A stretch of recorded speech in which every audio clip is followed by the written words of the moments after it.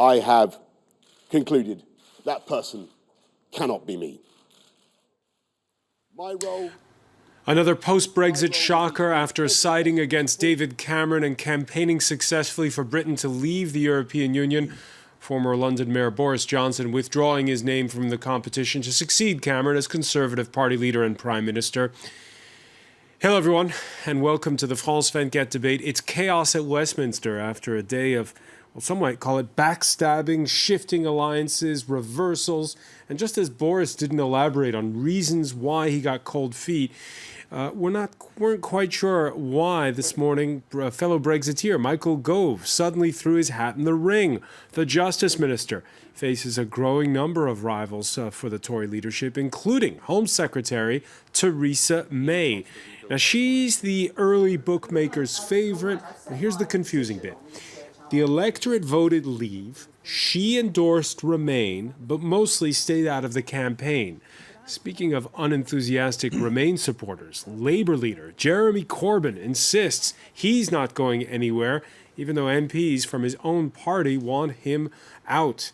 Yes, Brexit is tearing apart both sides of the aisle. Never in recent memory has a Western democracy served up simultaneous leadership crises of these proportions on both sides of the aisle. Who can legitimately lay claim to lead Britain? How will the Brexit vote redraw political fault lines? With us from New York, former Conservative Member of Parliament, Louise Mensch of news website Heat Street. Many thanks for being with us.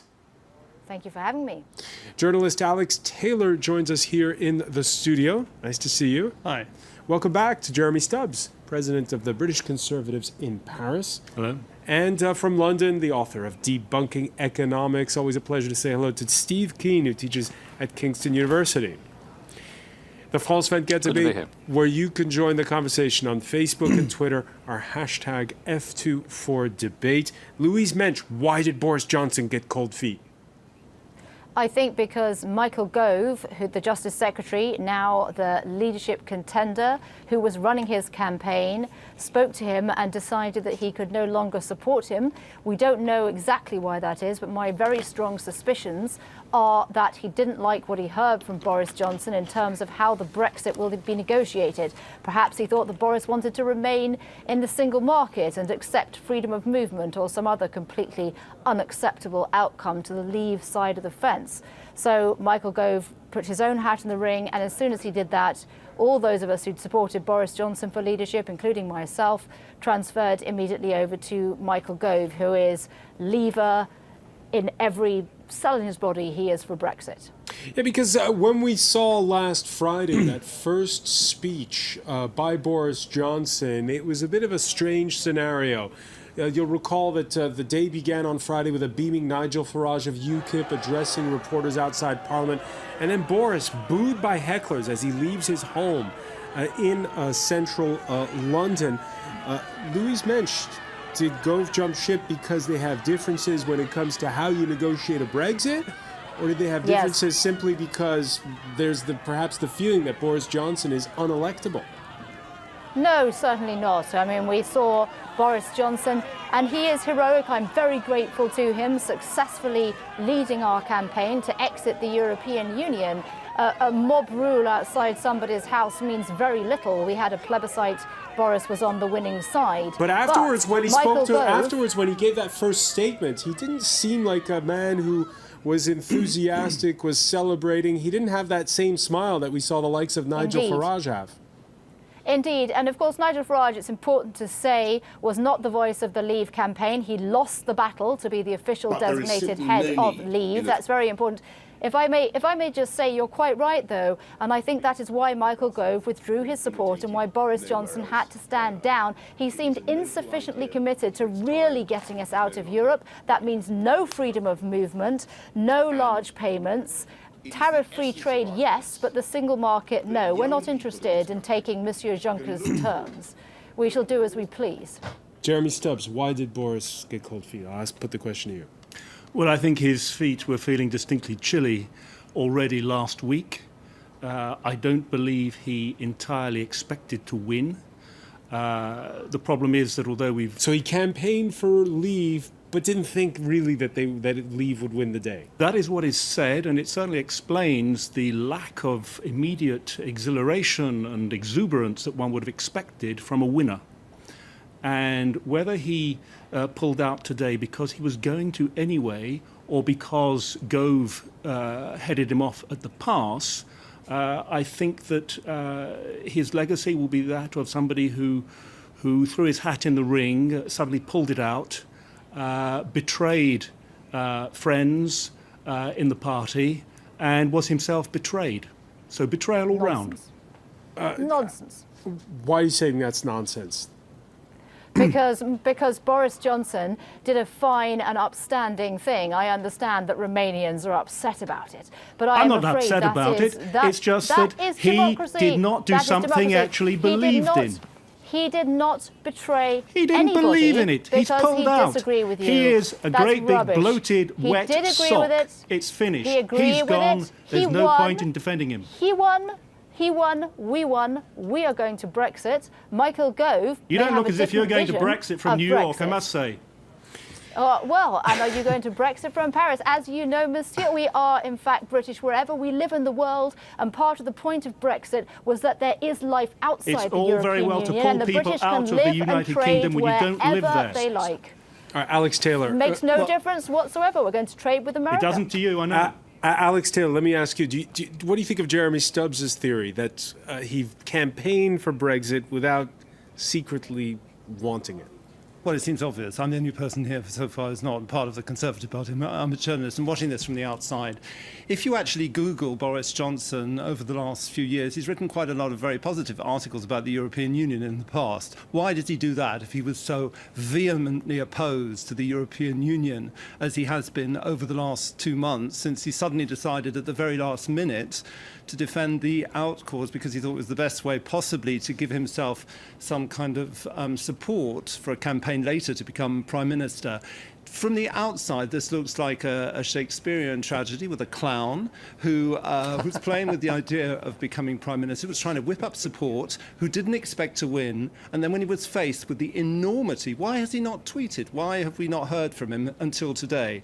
Why was there silence? Somebody who wins a campaign like that, like Nigel Farage, was on all the TV studios 2-3 hours later, was in the European Parliament crowing about it in a quite disgraceful way. Why was Boris silent for 5 or 6 days? It's because I think Boris suddenly realised the enormity of what has happened, that we're going to take ourselves out of what? The biggest market, which is our neighbours, 500 million people. What are we going to do? And as for Louise Mensch saying that we're British all around the world, just irks. Right. Because I'm British, just like you. I've been living here for some time. This referendum is possibly going to take away all my rights to health, to residency, to work. It's thrown my life in total turmoil. Only if the European Union is vindictive. Exactly. Can I just finish? And I didn't even have the right to vote, not a single vote in this referendum. And you talk about being British and living abroad and so forth. If you've lived abroad for more than 15 years, you didn't have the right to We vote. didn't have the than right to 15 vote in a years. referendum where we are the most affected people abroad. I can tell you, all of a sudden, my life is thrown into turmoil. I don't know if I fall ill in 2 months' time, if the French system is going to protect me anymore. We were affected more than anybody else by this, and we didn't even have a single vote. All right, let's go over the timeline Well, that again. is going to be up to France, is it not? Let's. It's a We big- can we not trust the French as our allies to treat our citizens fairly, because EU citizens Why living should in they? the UK They've will be treated us fairly beforehand because we're in something called the European Union, where we have freedom of movement. It's a mutual agreement. We If have we, as a alliances, we country, have are withdrawing from the l'entente European Union, cordiale. why on earth would France suddenly treat in its hospitals 400,000 British people who happen to be stranded here because our country was stupid enough to leave the European Union? Because there are French people in the UK that will Nothing need stupid about living reciprocal in the treatment. European Union. L'entente cordiale predates the EU. Our alliance with Portugal is very old. It's We what are you're going to saying is not continue true. to have I friendly believe- relations with our allies. That's what The you're saying. EU is not important.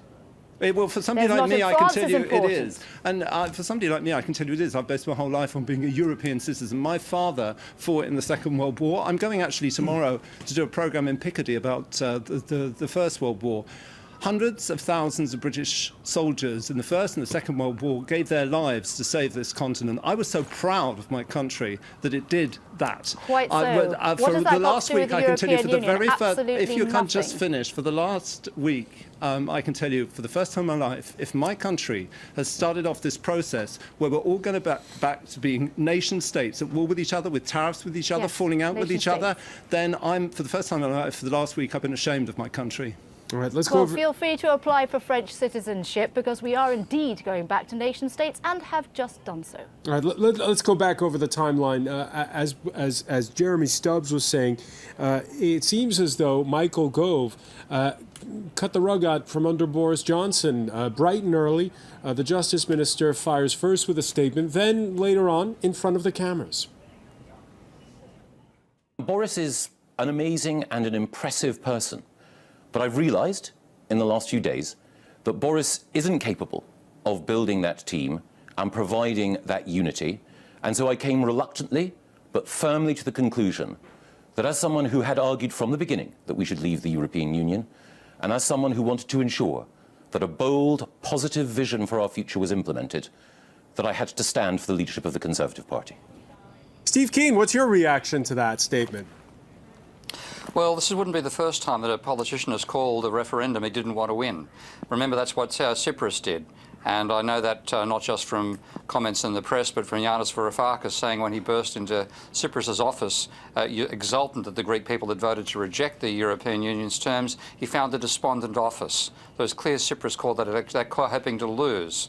Now, it's nothing quite so dramatic as Boris, and I don't normally pass on this sort of information, but he made a number of panic telephone calls which some people overheard and some people spoke in my ear. And it's clear, I would say, from that conversation that it's correct. He ran to stand out, he didn't run to win. And I'm sure that's what Gove is reacting to, where Gove actually had a set of reasons for wanting to leave. So it's true. It's a Shakespearean tragedy with a clown who's left the stage, and now we have to make a new act without him. It's a strange pitch, Louise Mensch, because Michael Gove in that first statement says, I've repeatedly said I don't want to be prime minister. It's always been my view.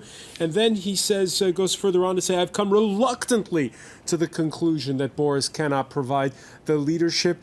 Doesn't sound like his heart is in it, Louise Mensch, when it comes to running for prime minister. You heard what he said. He said that duty calls. He said that he is a committed anti-EU, pro-Europe, anti-EU politician, and that somebody who is totally committed to the true Brexit vision of leaving the EU must be prime minister. And I know this is the day after the vote. I was down in the vote leave offices at 6 o'clock in the morning celebrating, and I asked Michael Gove-Spad if he wouldn't please run for prime minister. And at that time, she said he was determined not to. My good friend Jacob Rees-Mogg, leading light MP, leading light of the Leave campaign, texted Michael and asked him to run. His friends were pressing him to run. He believed that Boris was for a stronger vision of a post-Brexit England than he was. For example, Boris might wish the EEA model. I don't think many Brexiteers want the EEA model. We want a complete break from the EU. And that is the ideological reason that Michael Gove is stepping up reluctantly to do something that he doesn't necessarily want to do, but he will be fantastic at. All you need is Gove, and I'm pretty sure he's going to be Britain's next Prime Minister. Steve I Keen? think that's a fair summary because, again, if I'd received the type of phone calls that I overheard from Boris, I'm sure Gove would have gone at them and thought this isn't the person to lead us forward and make a reluctant move into the breach. So I think that's quite a sensible judgment that actually occurred in this instance, as theatrical as it might be. Reactions on the hashtag F24 debate. Boris Johnson led the Brexit campaign, isn't running for leader. Theresa May, backed Remain, is now the favourite. Tories equal deeply confused party. Jeremy Stubbs, your reaction? Well, we've heard that originally Michael Gove didn't want to be Prime Minister, and I feel sure that his original wish will be fulfilled and that he won't be. He is not likely to win this election. I'm not saying it's impossible, but it is less likely. There is a much stronger candidate out there who's Theresa May. And as we've seen, she was a rather lukewarm Remainer. She's a bit of a sort of in-the-middle sort of person. And it has to be said... Because reporters said to her on the campaign trail, said, we didn't see you on the campaign trail. And she said, no, I was in Ireland campaigning. Yeah, so quite the place to be. Northern Ireland. Quite the place to be. But The fact is, though, that the referendum is binding upon the government that launched that referendum. She was part of that government, so in a sense, it is the duty of somebody like her to carry out the wishes of the people. And she is seen by really most conservatives as they say, the phrase has become overused now, a safe pair of hands, which I think is exactly what is needed now. Somebody sober, somebody who has not changed sides or knifed anyone in the back recently. She's most likely to be the. And let me next ask Prime you Minister. about Louise No. Mensch saying that it's a question No. of, it's an ideological question, she just told us. An ideological question that there has to be this clean break with the rest of the EU, no Iceland or Norway or Switzerland scenarios. Jeremy Stubbs, how do you think the rank and file of the Conservative Party feel? How split are they on this? Oh, I think they're pretty split. Ideological breaks are always so much cleaner than breaks in reality. And this break, it's not going to be a clean break because it's going to take a long time to carry out. And ultimately, we haven't really had a precise definition of what a break would be. And that kind of definition will, of course, affect whoever is the person to be the next Prime Minister. Steve Keen, what kind of a break would you like to see? I want a break that rolls back the European Union because it's, rather than being something which has brought Europe together, the neoliberal economic policies that are embedded at the heart of it and the anti-democratic nature of those policies is actually leading to the fragmentation of Europe.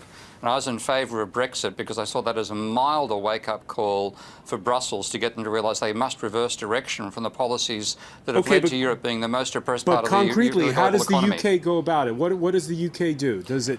Well, all that's going to happen in terms of trade terms is that if we negotiate the same terms that America currently has with the European Union, England will face an average tariff of 2% on its goods.